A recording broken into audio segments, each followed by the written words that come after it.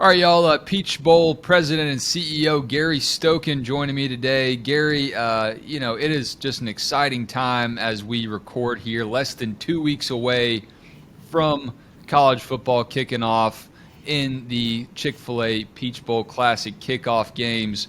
I want to start back at the very beginning when you had the idea to bring a game like this at the start of the season with a lot of energy, a lot of excitement, pomp and circumstance down at the Georgia Dome.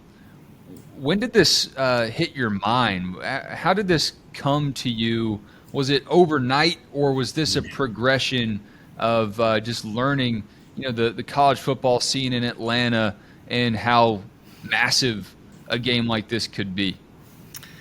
Well, it is an interesting story. I'm very competitive, and we had made a bid in 2006 when the old BCS decided to bring on another bowl game to host on a rotational basis the national championship. And we lost that bid.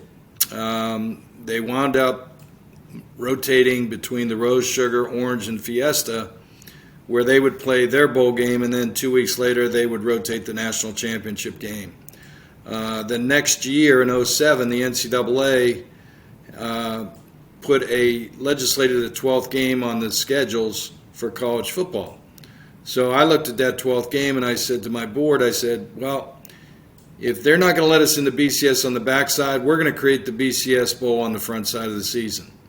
And so I reached out to Terry Don Phillips, the AD at Clemson, who was a friend. They were coming in, going to be a top 10 team with C.J. Spiller. They wound up being ranked number 9. And then I called Nick Saban, who was a friend who I'd helped when he was at LSU.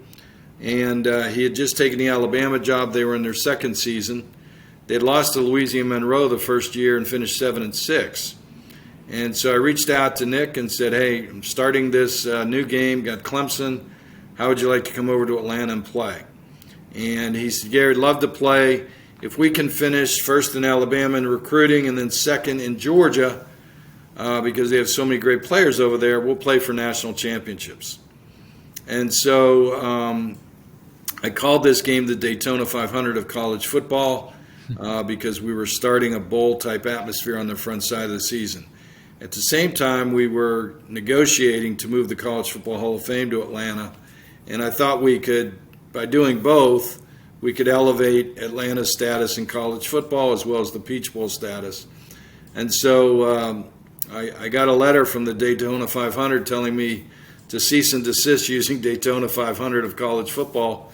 But that's basically what we did. We flipped the season, and now, forevermore, we've changed the face of college football with that idea, because you see this next week, Ohio State is hosting Notre Dame. Alabama is going to Texas in week 2.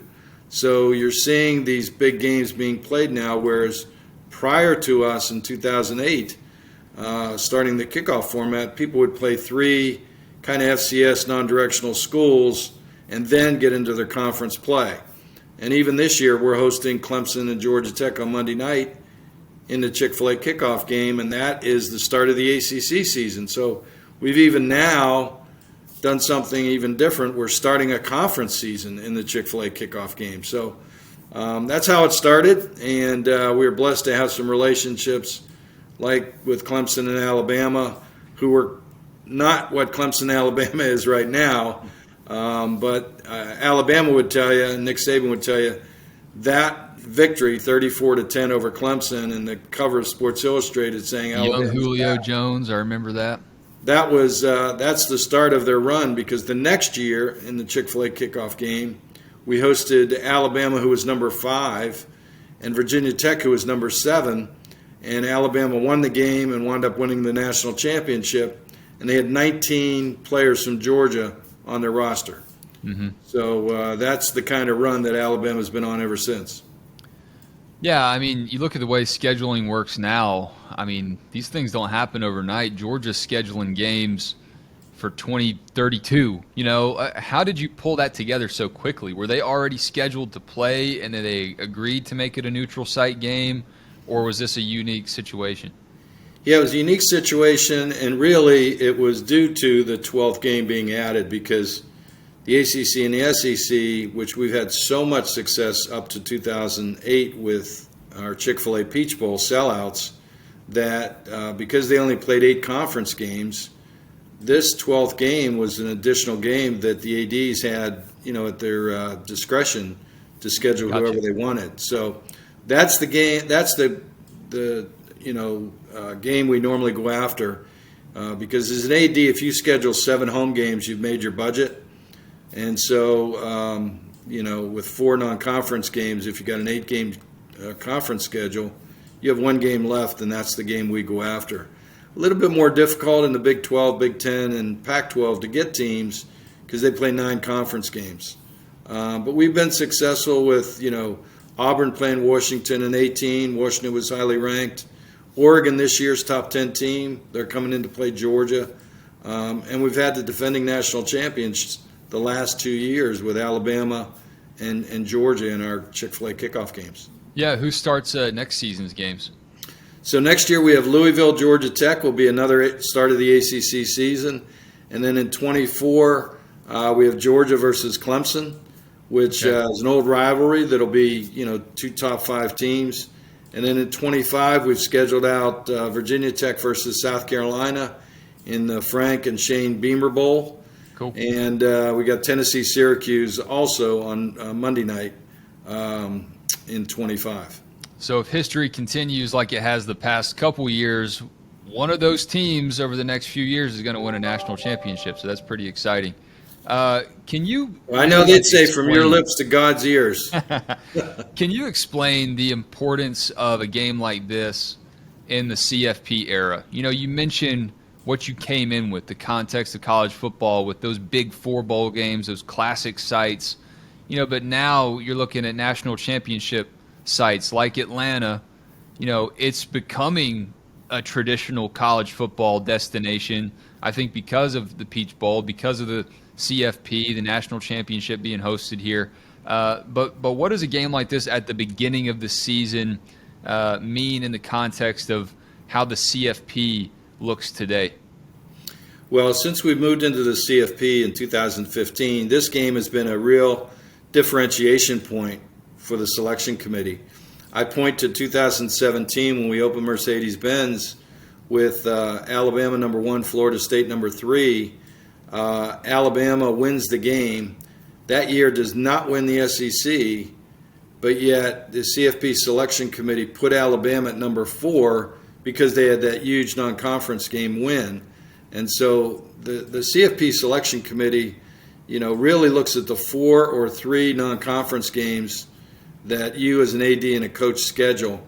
And if you're scheduling tough opponents, they give you the benefit of the doubt, even to the point of a Georgia or Oregon. If they lost this game, September 3rd, and they went on to have a good season, and the team they lost to had a good season, there isn't such a thing as a good loss, which is better than 3 wins against nondescript teams at the end of the day. So, a situation like that where Alabama wins the game, doesn't win their conference, gets in at number 4, and they went on to win the national championship. So that's an indicator of how the CFP looks at these huge non-conference intersectional games. So you gave me some backstory in the original game with Alabama and Clemson. What did it look like behind the scenes to get Georgia in this game and in the game with Clemson, as opposed to making that a home and home?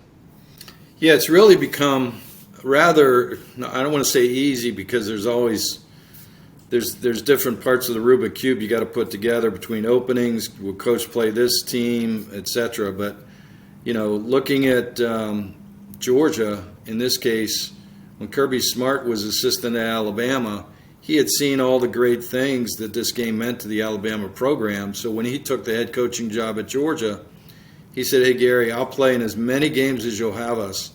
And so we scheduled him in 2020, 2022, this game against Oregon. 2020, we lost to COVID when they were supposed to play Virginia.